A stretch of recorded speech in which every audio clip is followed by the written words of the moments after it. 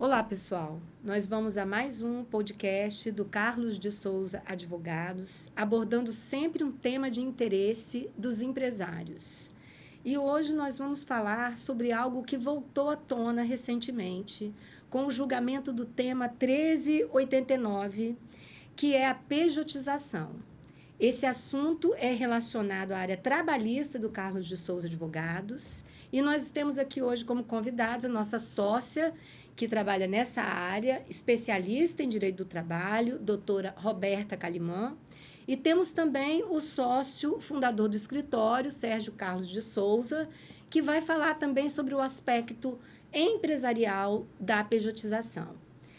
Tudo bem, Roberta? Tudo bem, Sérgio? Sejam bem-vindos. Obrigada. Ao podcast do Carlos de Souza Advogados. Eu vou começar aqui com o Sérgio, para fazer uma abordagem mais ampla, Roberta, porque eu queria saber, Sérgio, como que esse tema da pejotização tem afetado o empresário, né? Tem afetado as empresas. De que forma esse tema, que voltou à relevância, ele afeta o empresariado?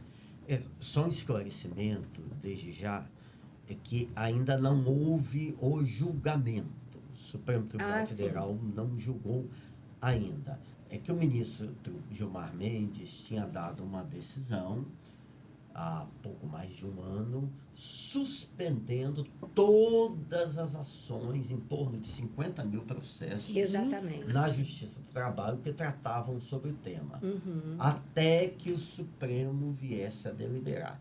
Ele agora disse o seguinte: não, os processos podem voltar a tramitar, pode ouvir testemunha, pode ter sentença, pode recurso para o Tribunal Regional, e aí para até o Supremo pautar e fazer o julgamento. Mas isso afeta porque, na verdade, naquela reforma trabalhista do ex-presidente Michel Temer, trouxe muitas inovações, a maioria delas, a meu ver, benéficas. Uma delas foi a possibilidade de que os empresários, ou seja, as empresas, façam contratações em determinadas circunstâncias, não de um empregado sob as condições da CLT, da carteira de trabalho, mas um contrato de pessoa jurídica com pessoa jurídica. Daí essa expressão com pejotização, ou seja, eu, em vez de trabalhar como empregado, vou trabalhar como PJ ou como pessoa jurídica. Houve essa permissão e aí as ações, as discussões desaguaram no judiciário. O juiz entendendo de um jeito, o juiz entendendo de outro, pode, não pode, quando que pode, bateu no Supremo e ficou parado, e ainda aguardamos o Supremo dar essa definição. Qual é a relevância disso, o Cris e Roberta, aquilo que eu vejo, especialmente para você que é empresário? O custo de alguém que trabalhe para um empresário sob a CLT é o custo com o contrato de prestação de serviços é outro. E não só o custo.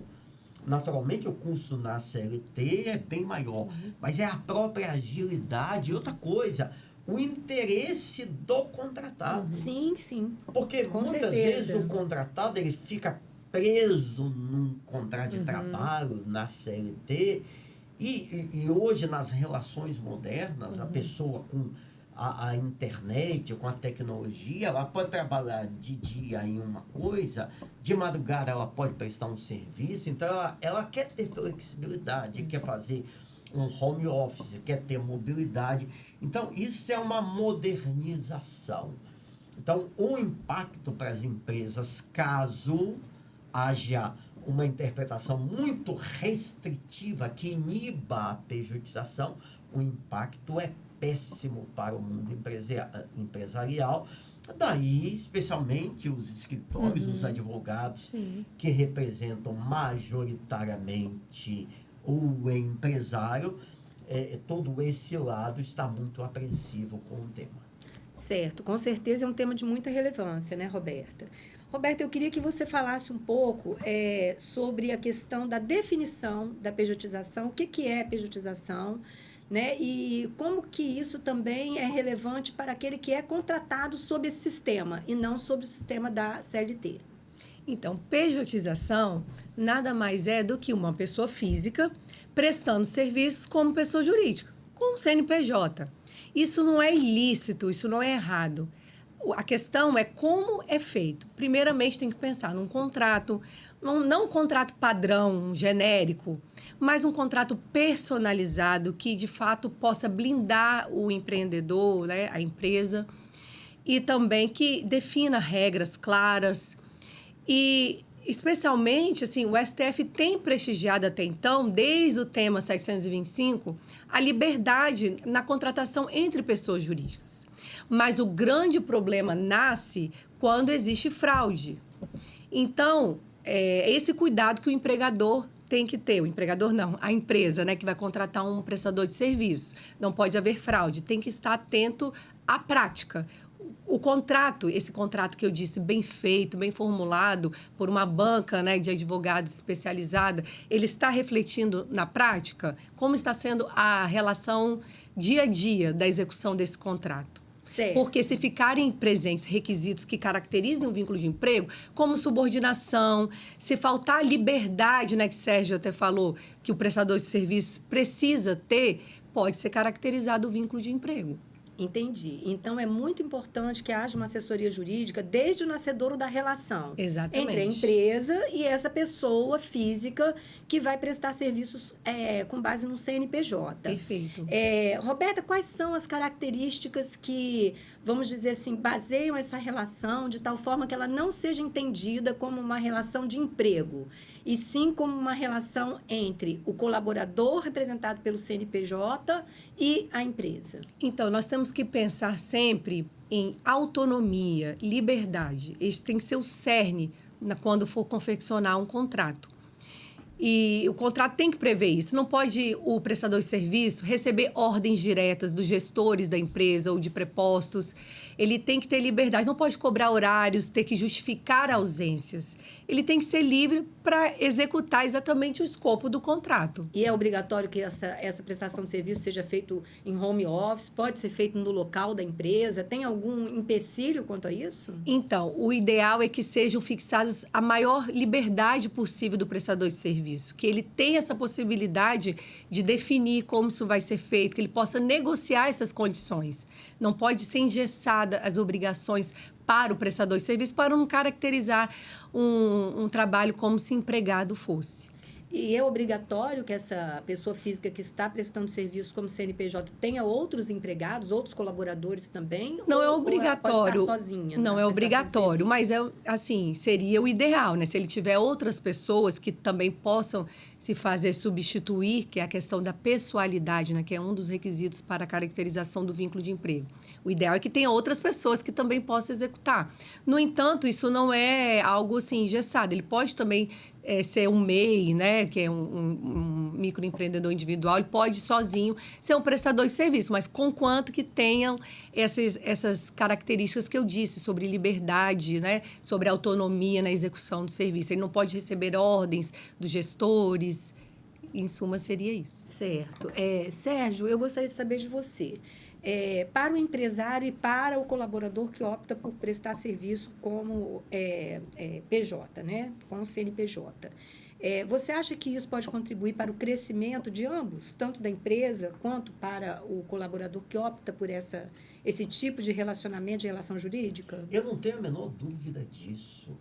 Até porque, dentro da modernidade, da competição que existe hoje no mercado de trabalho, a Roberta destacou muito bem que aqui algumas das características que são mais exigidas para que essa relação entre dois CNPJs, no contexto que nós estamos aqui abordando, seja tida essa relação como válida, é que aquele que é o prestador de serviços, ele tem a sua liberdade para desenvolver o escopo do que foi contratado. Então, vamos lá, a contratação é para ser um assessor comercial, ele vai dar consultoria, ele vai ajudar com vendas, ele vai fazer prospecção, etc. Então, ele tem que ter essa liberdade para definir qual vai ser o roteiro, para quem ele vai ligar, Exatamente. a carteira de clientes, como é que ele vai fazer essa abordagem. Em quais horários ele vai fazer isso. Aí veja o benefício.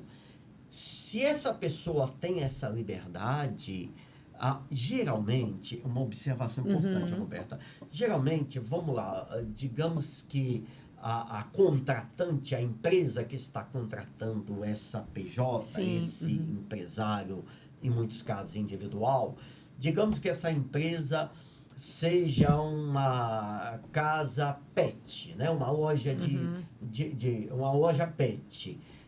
Dificilmente essa loja pet vai permitir que esse prestador de serviço também se dedique naquele escopo, vamos lá, de prospectar proprietários de pets, que ele faça serviço para um concorrente. Sim.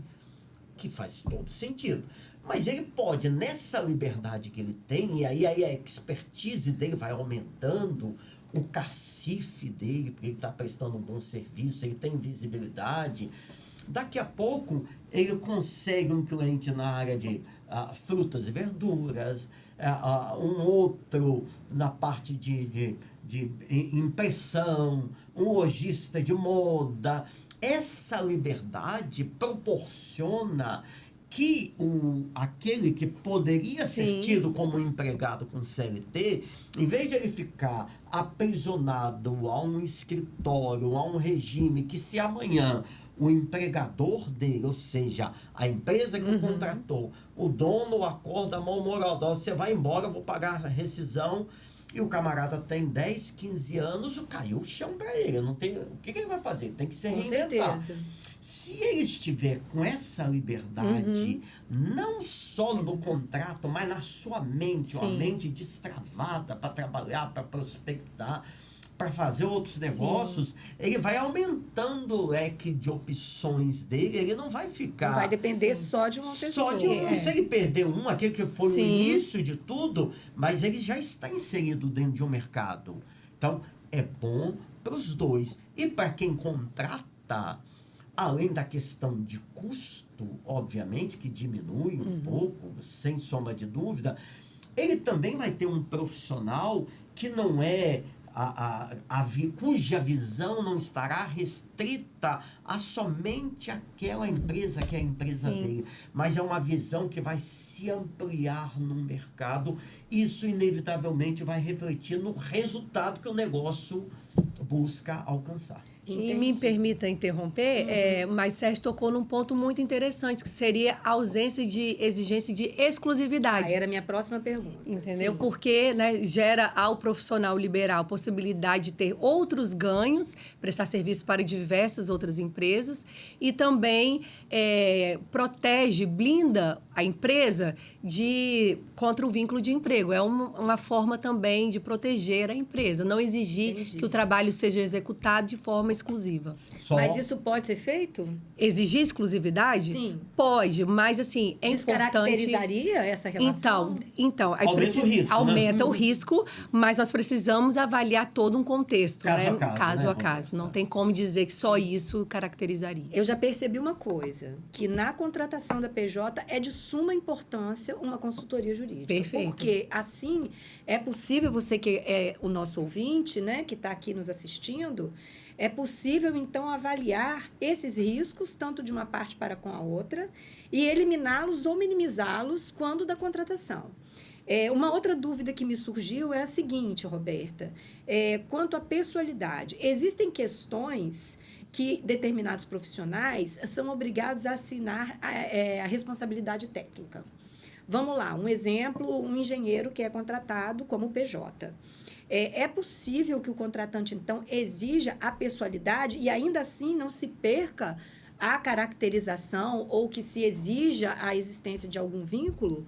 Exigir a pessoalidade também anularia a possibilidade desse contrato ser entendido como um contrato de pejotização? Então, Cris, para a caracterização do vínculo, todos os requisitos devem ser preenchidos. Não basta ter só pessoalidade. Muito bom. Todos têm que ser preenchidos.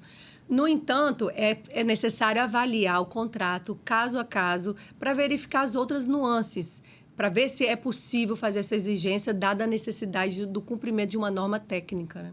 Nós poderíamos dizer que é um contrato com bastante subjetividade. Bastante subjetividade. E deixa eu só fazer uma Perfeito. observação. A gente está falando muito de contrato. E quando você fala do contrato, você está partindo do pressuposto de alguma coisa que foi construída, que tem uma redação, que foi assinada, Sim. hoje em dia quase tudo de forma digital.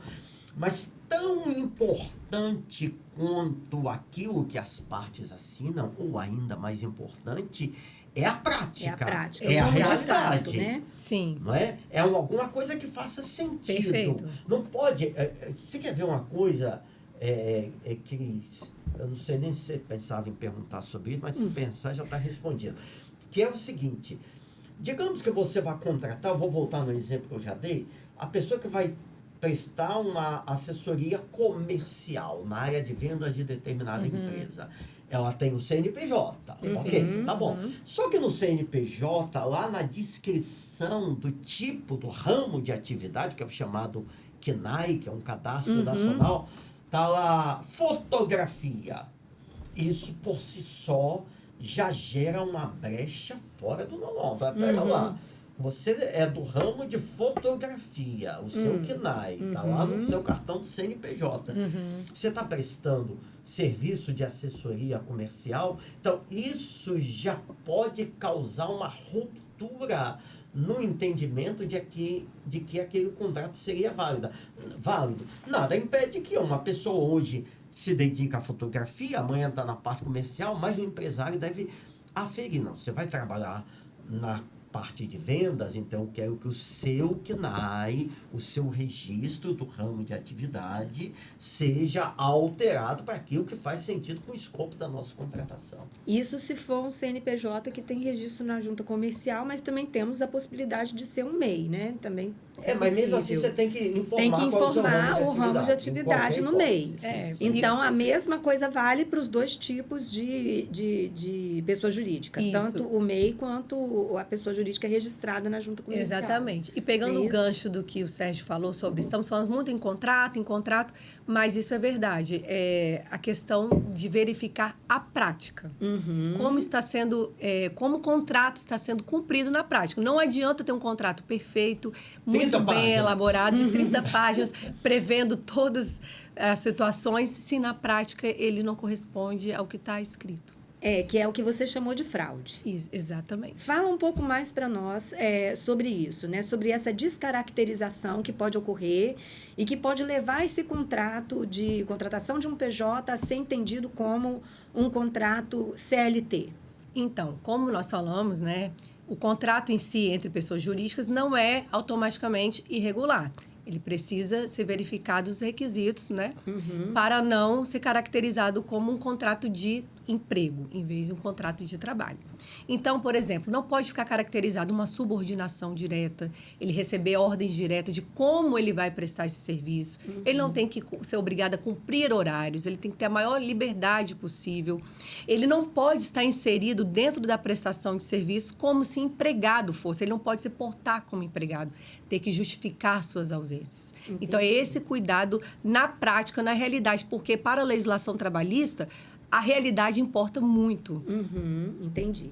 E por que razão esse assunto chegou ao STF? Por que desse tema sendo julgado?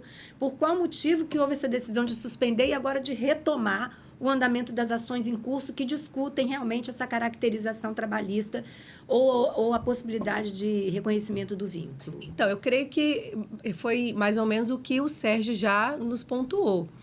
A modernização nas relações, o volume muito grande das empresas fazendo esse tipo de contrato, e às vezes até verbal, sem muita verificação dos detalhes. Só que aí, depois disso, começaram a explodir as ações, requerendo, né, o reconhecimento do vínculo de emprego, aumentando o passivo das empresas. Então, começou a ser uma questão nacional mesmo, a necessidade de avaliar essa situação que permeia o país e as relações. Então, na verdade, esse julgamento vai dar diretrizes mais firmes. Exatamente. Quando ele já começou, o julgamento já começou, Sim.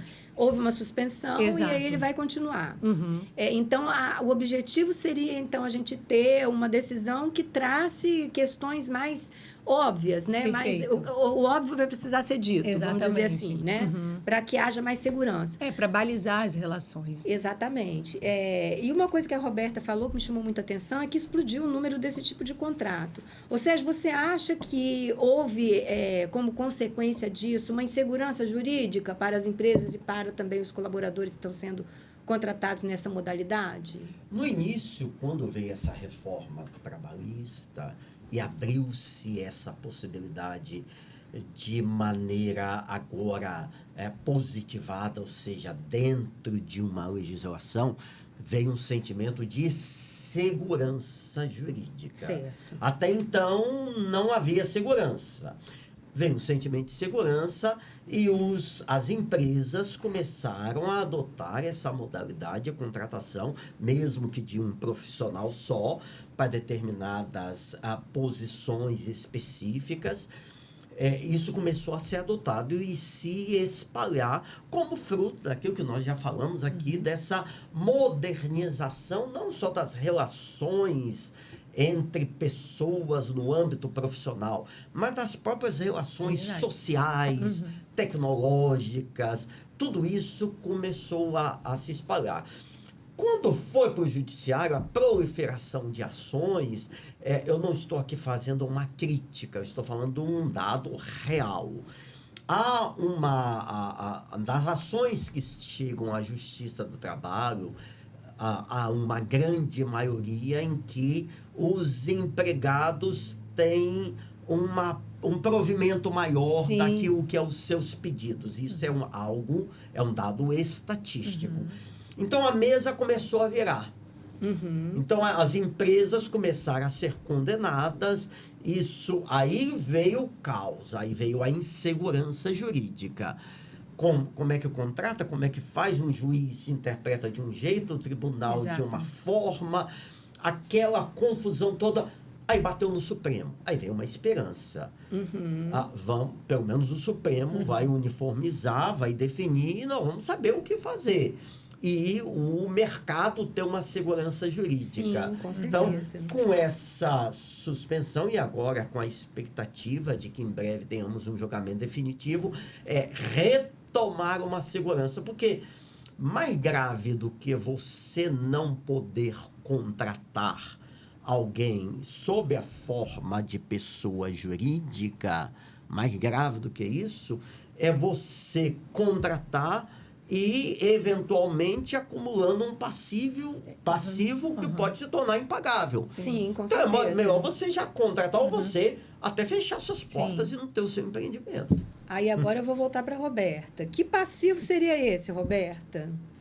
Passivo, né, dos encargos e também das verbas relacionadas ao vínculo de emprego. Isso aí. Como se um empregado que tivesse carteira assinada, né? Isso é retroativo? De forma popular. É devido retroativo? Durante reconhecimento do vínculo. 5 anos anteriores.